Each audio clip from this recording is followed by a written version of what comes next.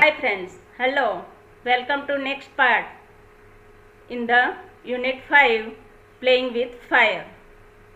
મિત્રો અહીંયા ગયા પાર્ટમાં આપણે જોયું કે ફટાકડા એકદમ ફટાકડાને જે રીત છે બનાવવાની એ એકદમ સિમ્પલ છે, બરાબર, પણ એને ફેક્ટરીમાં કેવી રીતે બને છે એ પણ આપણે જોઈએ હવે પછીથી આપણે. તો મિત્રો ફટાકડા બનાવવાનો મેન બેઝિક જે પાવડર છે એને શું કહેવાય? બ્લેક પાવડર અથવા ગન પાવડર પણ કહેવાય છે. અને એ શેનો મિશ્રણનું બનેલું હોય છે? પોટેશિયમ નાઇટ્રેટ, ચારકોલ અને સલ્ફર. અને મિત્રો એનું પ્રમાણ માપ શું હોય છે? 75, 15 and 10 by weight. વજન પ્રમાણે એ પ્રમાણ માપ લેવાનું હોય છે, બરાબર છે. અને મિત્રો એ કલર્સ ને સાઉન્ડ એમાં કઈ ટેકનિક હોય છે? ફિઝિક્સ અને કેમેસ્ટ્રી એમાં સમાયેલું હોય છે. જ્યારે એ તત્વોને પદાર્થોને ધાતુના તત્વોને જ્યારે વધારે ગરમી આપવામાં આવે છે ત્યારે જેમ જેમ વધારે ગરમી મળે તેમ તેમ એમાંથી કલર્સ બહાર નીકળે છે. કયા કયા કલરો? પહેલાં કયા કલર છે? ઇન્ફ્રારેડ, પછી રેડ, એ રીતે બધા જ યલો, ઓરેન્જ, એ રીતે. અને છેલ્લે કયો કલર્સ બહાર આવે છે? White colour. ચાલો હવે નેક્સ્ટ આપણે જોઈએ. બુકમાં જુઓ અહીં કે નેક્સ્ટ પાર્ટ ચાલુ કરીએ. The greatest danger of pyrotechnics is that it deals with fire. મોટી પાયરોટેકનિકની જોડે કામ કરવું એ મોટું ડેન્જર છે, ભયજનક છે, બહુ જ ખતરનાક કામ છે. કેવી રીતે? The industry is notorious for its accidents. ઘણી બધી ઇન્ડસ્ટ્રી, ઘણા બધા ઉદ્યોગો એવા એક્સિડન્ટ્સ માટે, એવા અકસ્માત માટે કુખ્યાત છે.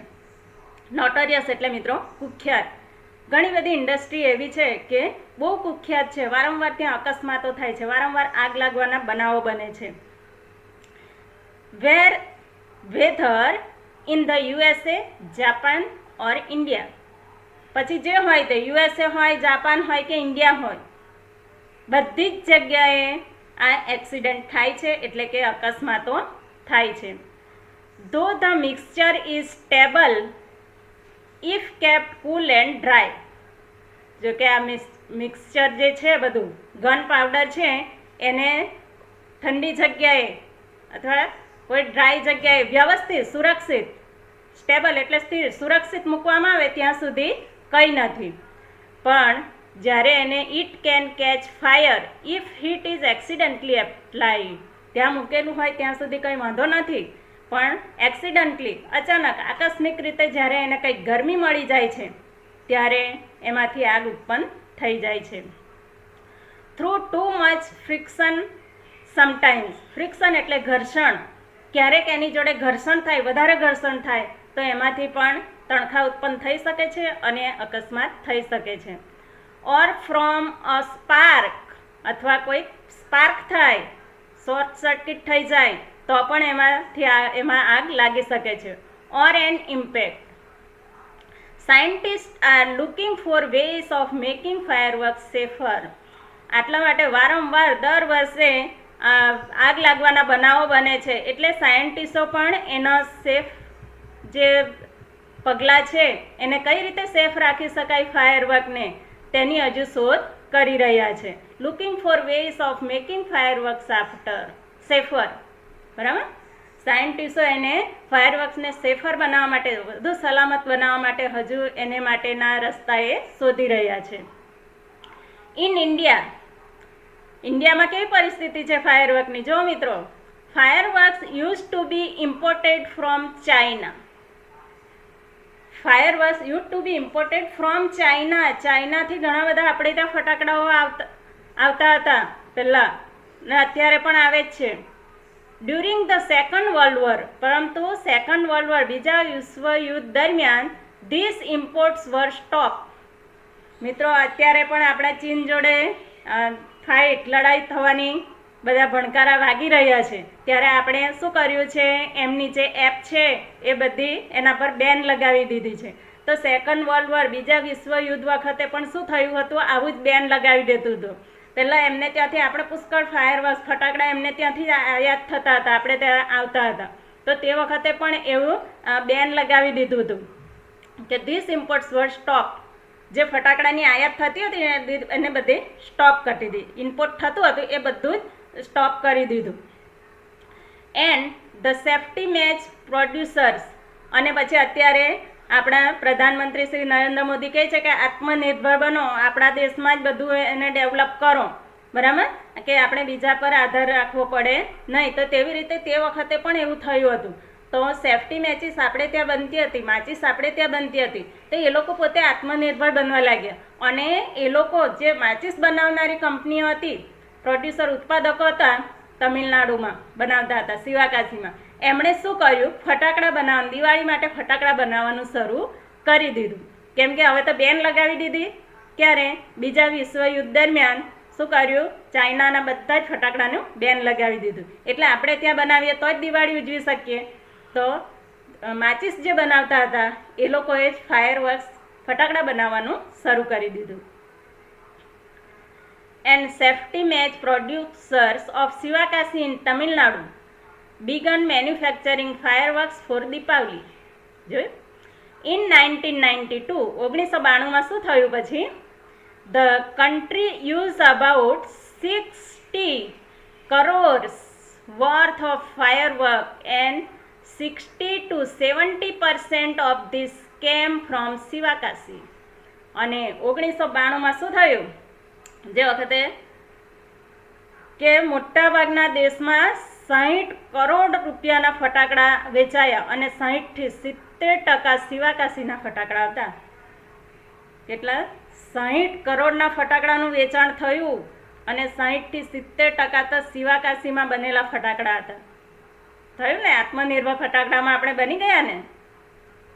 ચાલો, અત્યારે પણ આપણે આત્મનિર્ભર ઘણી બધી બાબતોમાં બનવાનું છે કે જેથી આપણે ચાઇના પર આધાર રાખવો પડે નહીં. In Shivakashi, fireworks are manufactured in a number of small units. શિવાકાશીમાં અત્યારે પણ જુઓ તો નાના નાના યુનિટોમાં, નાના નાના કંપની નાની નાની યુનિટ બનાવેલા છે, તેમાં આનું મેન્યુફેક્ચરિંગ, ઉત્પાદન થાય છે. 3 months before, અને કેવી રીતે થાય છે? દિવાળી આવે ત્યારે શું કરે છે એ લોકો?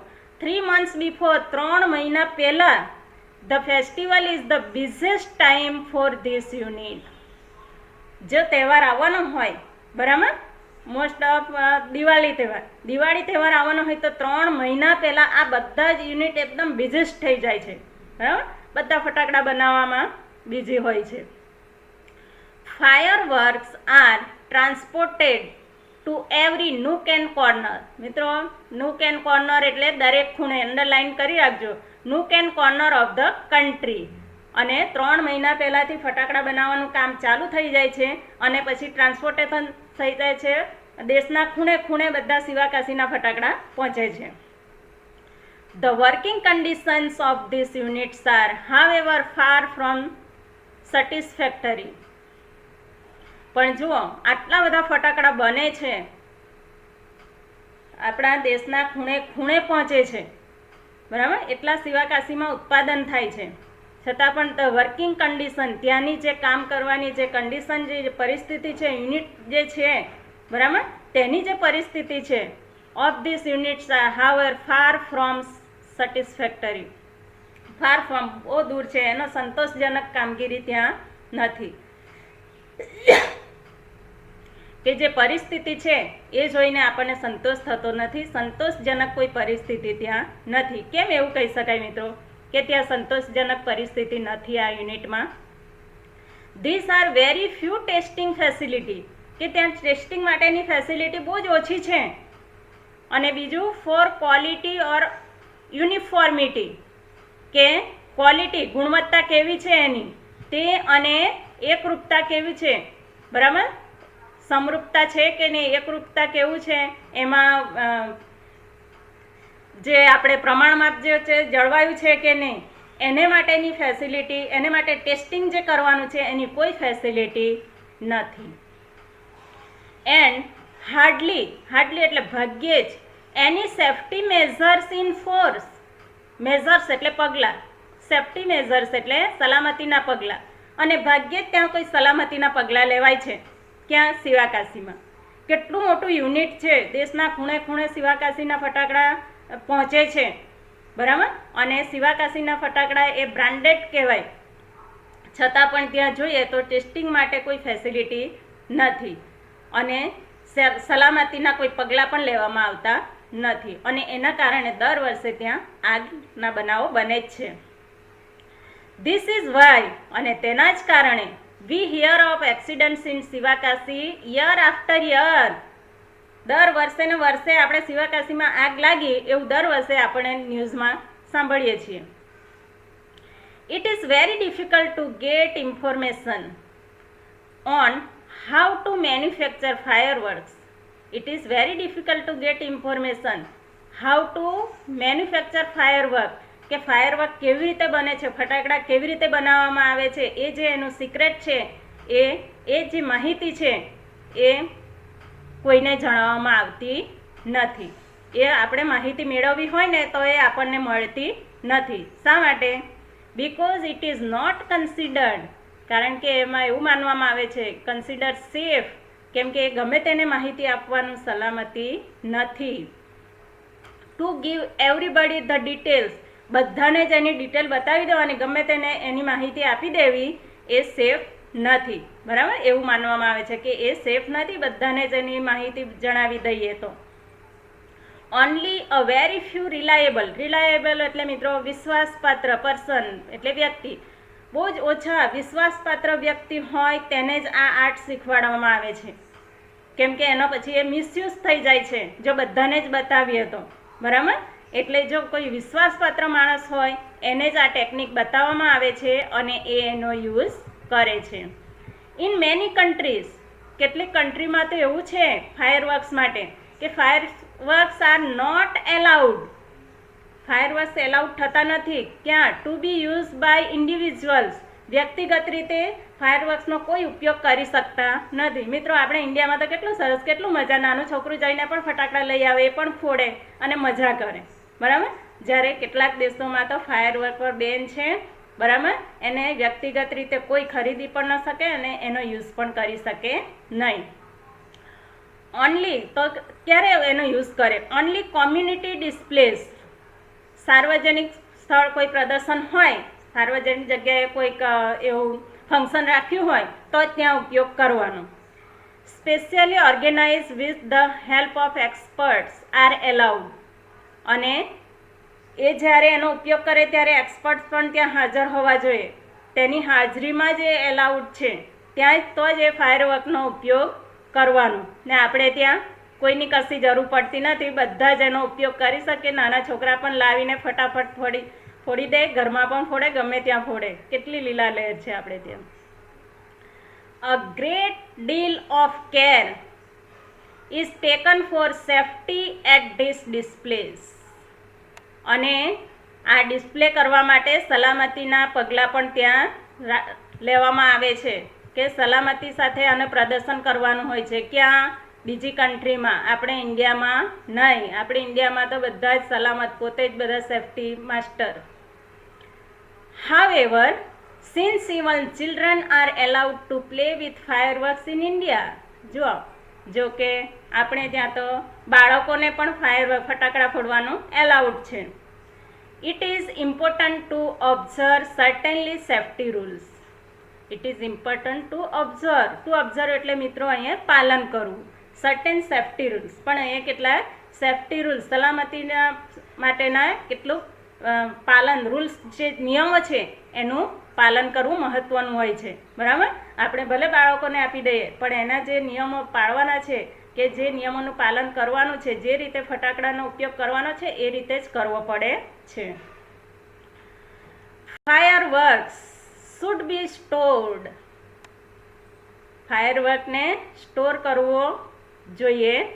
Handle and lit with care, ફાયરવર્કને કેવું કરવું જોઈએ, કયા કયા નિયમો છે, એવા કયા નિયમો સાથે ફાયરવર્કનો યુઝ કરીએ તો આપણે સલામત રહી શકીએ. તો ફાયરવર્ક શુડ બી સ્ટોર, એને સ્ટોર કરવો જોઈએ, સંગ્રહ એક જગ્યાએ રાખવો જોઈએ. Handle and lit with care, એનો ઉપયોગ બહુ સાવધાનીપૂર્વક કરવો જોઈએ. બરાબર, એનું ઉચકવું, કાળજીપૂર્વક એને લેવું જોઈએ, સળગાવવું જોઈએ. They should never be stored or unpacked near a flame, જો કોઈ ફ્લેમ, આગ લાગી હોય, જ્વાળા નીકળતી હોય ત્યાં એને ખુલ્લું કે ખુલ્લા પણ ના રાખવા જોઈએ અને ત્યાં નજીકમાં પણ સ્ટોર કરવો ના જોઈએ. ગેસ સિલિન્ડર હોય ત્યાં પણ એને રાખવો જોખમકારક છે. ઓર હીટર હોય ત્યાં પણ એ ફટાકડાને મૂકવા કેવા છે, ડેન્જરસ છે. તો મિત્રો દિવાળીમાં આ બધું જ આપણે યાદ રાખવાનું છે. ફક્ત ભણવા પૂરતો આ પાઠ ભણી જવાનો નથી, પણ એના રૂલ્સ પણ યાદ રાખવાના છે કે કઈ જગ્યાએ ફટાકડા મૂકવાના છે, કઈ રીતે ઉપયોગ કરવાનો છે. તમે પોતે જાણો છો, આપણા ઘરના બીજાને પણ બધાને જણાવવાનું છે. One should never wear long, જો આપણે કપડાં કેવા પહેરવા જોઈએ, નેવર વિયર લોંગ, લાંબા કપડાં પણ તે વખતે નહીં પહેરવાના જ્યારે ફટાકડા સળગાવતા હોય ત્યારે. લૂઝ ક્લોથ, ઢીલા કપડાં પણ ના જોઈએ. ઓર નાયલોન ક્લોથ પણ હોવા જોઈએ નહીં, તરત જ એ આગ પકડી લે છે. વેન લાઇટિંગ ક્રેકર્સ, જ્યારે ફટાકડા જ્યારે સળગાવીએ છીએ ત્યારે આ બધું ખાસ યાદ રાખવાનું છે. મિત્રો જુઓ, હવે આ તમે વિડીયોમાં જોઈ શકો.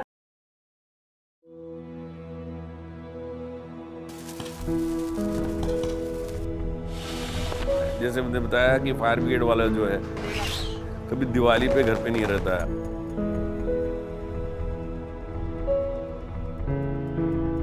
जो फ्लाइंग क्रैकर्स है, जो सबसे ज़्यादा जिसकी वजह से अंगार लगती है, वो कंजेस्टेड एरिया में फ्लाइंग क्रैकर्स चलाए जाते हैं.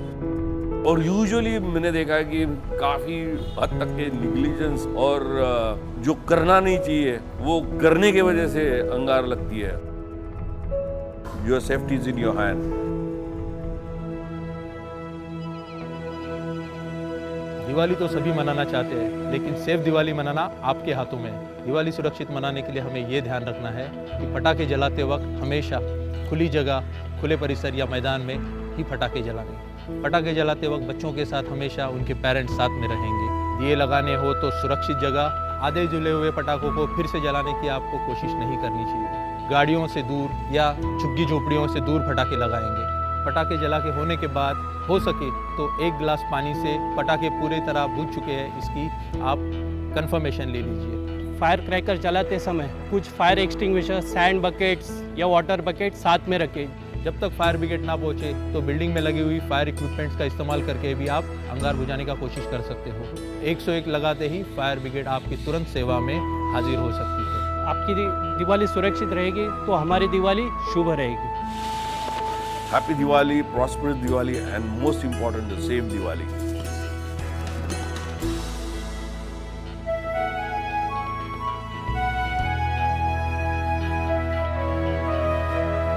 છો કે કેવી સેફટી રાખવાની છે. આ ફાયર સેફટી વાળા સૂચના આપી રહ્યા છે કે આ બધું કરવું જોઈએ નહીં. એ કહે છે કે તમે દિવાળી સલામત રીતે તમે ફટાકડા સલામત રીતે ફોડશો તો અમારી દિવાળી પણ સલામત રહેશે એમ કહે છે.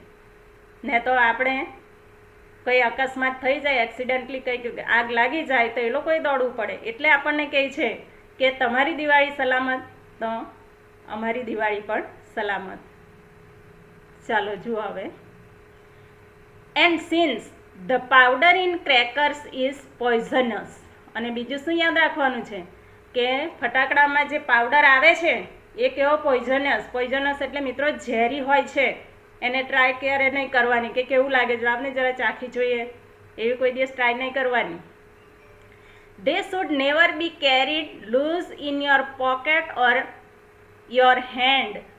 ક્યારેય તમારા હાથમાં કેરીડ લૂઝ, હાથમાં એમ ખુલ્લો પકડી રહીને કે ખિસ્સામાં ગાલીને એવું ક્યારેય રાખવું નહીં. Also fireworks should never ever be lit inside a house. અને બીજું યાદ રાખો કે ફાયરવર્ક્સ શુડ નેવર, ક્યારેય નહીં, ever be lit inside a house, ઘરમાં તો ક્યારેય ફોડવા નહીં. બરાબર? ઓટલા પર પણ નહીં, આંગણામાં દૂર જઈને ફોડવાના. Never bend over a firework, ક્યારે આમ ફટાકડા પર આમ વાંકા વળીને નહીં સળગાવવાનું.